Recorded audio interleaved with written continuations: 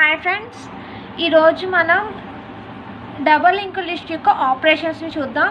మనం ప్రీవియస్ వీడియోస్లో double link list అంటే ఏంటి, అది ఎలా డేటాని స్టోర్ చేసుకుంటాం, అవన్నిటిని తెలుసుకున్నాం కదా.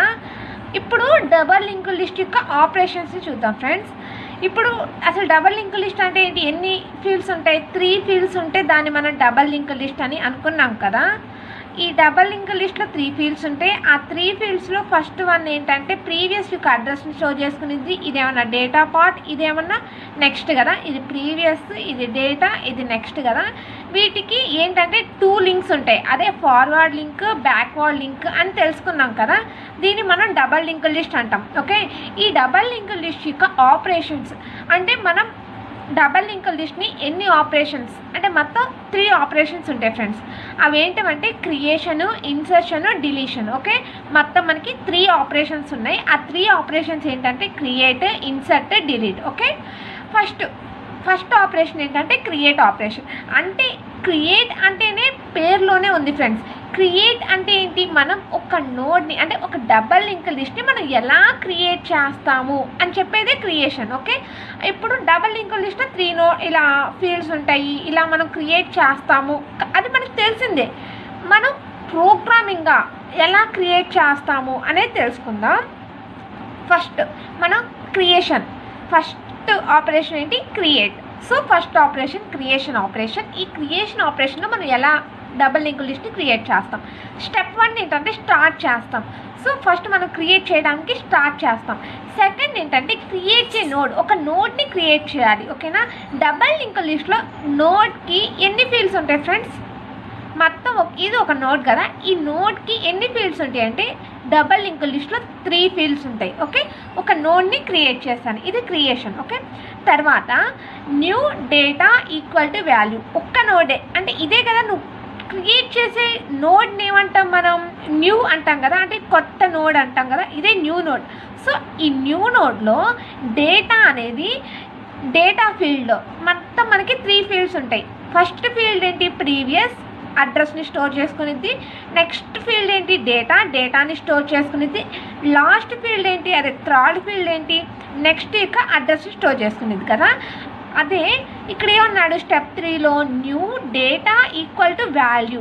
న్యూ యొక్క డేటా అంటే డేటా ఫీల్డ్లో వాల్యూని స్టోర్ చేసుకోవచ్చు. ఈ వాల్యూ అనేది మనం నంబర్స్గా ఇచ్చుకోవచ్చు, ఆల్ఫాబెటిక్స్గా ఇచ్చుకోవచ్చు, రోమన్ నంబర్స్గా ఇచ్చుకోవచ్చు, మన ఇష్టం.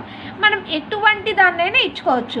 నేను ఇక్కడ నంబర్స్ని ఇస్తున్నాను ఫ్రెండ్స్. ఇప్పుడు new data equal to value, మనం వాల్యూ ఎంతో కొంత ఏదో ఒకటి ఇచ్చుకోవచ్చు. నేను ఫర్ సపోజ్ 10 అనే వాల్యూని ఇచ్చాను అనుకోండి, ఆ 10 అనే వాల్యూ ఎక్కడ స్టోర్ అవుతుంది, డేటాలో స్టోర్ అవుతుంది. సరే, కాబట్టి ఇది సో 10 అనేది స్టోర్ అయింది.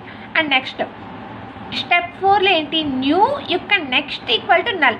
ఏంటంట, న్యూ యొక్క నెక్స్ట్ ఈక్వల్ టు నల్ అనేది స్టోర్ అవ్వాలి. ఎందుకు నల్ అనేది స్టోర్ అవ్వాలి అంటే దాని తర్వాత ఇంకో నోడ్ అనేది క్రియేట్ అవ్వాలా. సో ఇదే ఒక్క నోడ్నే నేను క్రియేట్ చేశాను, దాని తర్వాత ఇంకో నోడ్ అనేది లేదు అంటే నెక్స్ట్ న్యూ యొక్క నెక్స్ట్ అంటే ఇది కదా. ఈ నెక్స్ట్లో నల్ అనేది స్టోర్ అవ్వాలి, ఎందుకంటే తర్వాత నోడ్స్ ఏమీ లేదు కాబట్టి ఇక్కడ నల్ అనేది స్టోర్ అయింది ఫ్రెండ్స్. ఆ తర్వాత స్టెప్ 5 న్యూ యొక్క ప్రీవియస్ కూడా నల్ అనేది స్టోర్ అవ్వాలి. ఎందుకు అంటే దీని ముందు కూడా ప్రీవియస్ కూడా ఏమీ లేదు. సో న్యూ యొక్క ప్రీవియస్లో ఫీల్డ్లో నల్ అనేది స్టోర్ అవుతుంది.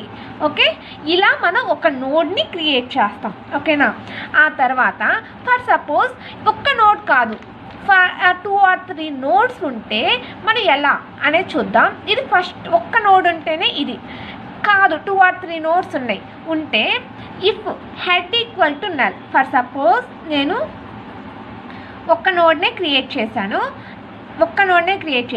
అప్పుడు ఏమవుతుంది, హెడ్ అనేది నల్లే అవుతుందిగా, అంటే నల్లేగా ఉండేది ఇక్కడ ఒక్క నోడే ఉంటే. దీని తర్వాత ఇంకో నోడ్స్ లేవు కాబట్టి ఇది నల్ డేటా పార్ట్లో 10 అని ఇస్తే ఇదే కదా హెడ్ అనేది నల్ అయితే, అంతేనా, ఒక్క నోడే ఉంటే హెడ్ అనేది నల్ అయితే అప్పుడు ఏమవుతుందంటే హెడ్ టెయిల్ 2 న్యూలోకే వస్తాయి అన్నమాట. హెడ్ న్యూ నోడే అవుతుంది, టెయిల్ కూడా న్యూ నోడే అవుతుంది అన్నమాట. ఓకే, హెడ్ టెయిల్ న్యూ నోడే అవుతుంది.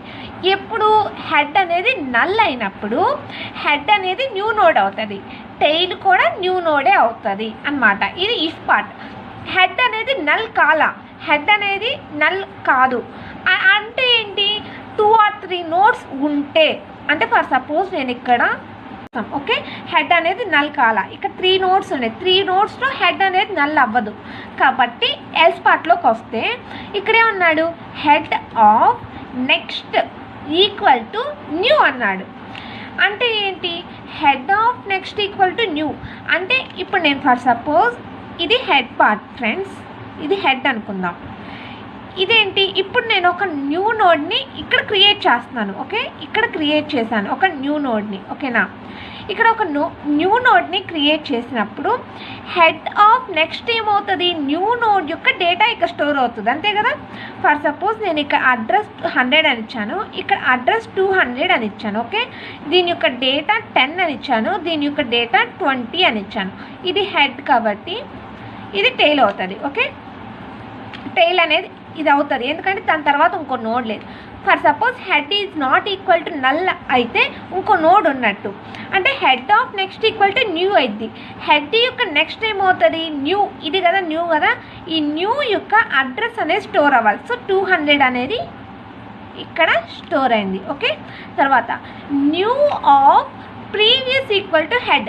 ఇది కదా న్యూ యొక్క ప్రీవియస్ నోడ్ ఏమవుతుంది, హెడ్ అవుతుందంట. అంటే హెడ్ యొక్క డేటా, హెడ్ యొక్క అడ్రస్ అవుతుంది. అంటే హెడ్ అంటే 100 కదా, సో 100 అనేది ఇక్కడ స్టోర్ అవుతుంది అనమాట.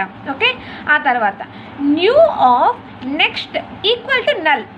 న్యూ యొక్క నెక్స్ట్ ఏమవుతుంది, నల్ అవుతుంది, అంతే కదా, నల్లే కదా. అంటే తర్వాత ఇంకో నోట్స్ అనేవి లేవు. ఆ తర్వాత మనం ఇక్కడ ఇంకో స్టెప్ కూడా రాసుకోవచ్చు friends, head of previous equal to null. Okay, head యొక్క ప్రీవియస్ కూడా ఏమవుతుంది, నల్ అవుతుంది, అవునా, అంతే కదా. ఆ తర్వాత tail equal to new. So new part ఏమవుతుందంట, టెయిల్ అవుతుందంట. ఓకే, ఇఫ్ పార్ట్లో ఏంటి, టెయిల్ హెడ్ రెండు న్యూనే అవుతుంది. బట్ ఎల్స్ పార్ట్లోకి వచ్చేసరికి న్యూ అనేది టెయిల్ అవుతుంది, హెడ్ అనేది టెయిల్ అవ్వదన్నమాట. ఓకేనా.